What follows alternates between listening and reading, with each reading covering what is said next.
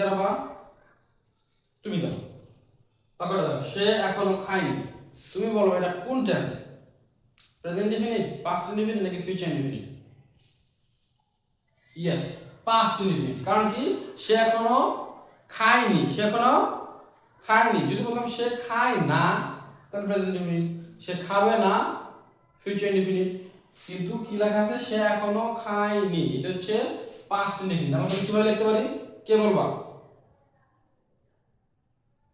Yes, yes, এটা হচ্ছে subject. আমরা একটু ভাঙা ভেঙে লিখি।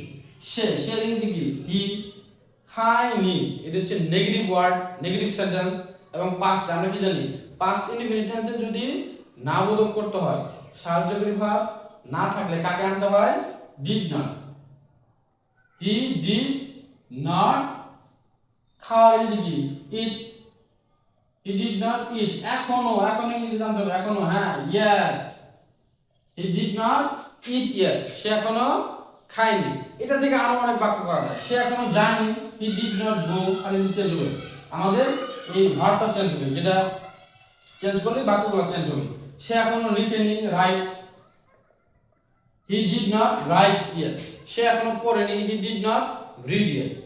এইভাবে আমি যদি স্ট্রাকচারগুলোকে জানি, টেন্সগুলোকে ধরতে পারি, তাহলে অনেক বাক্য আমরা শিখতে পারবো।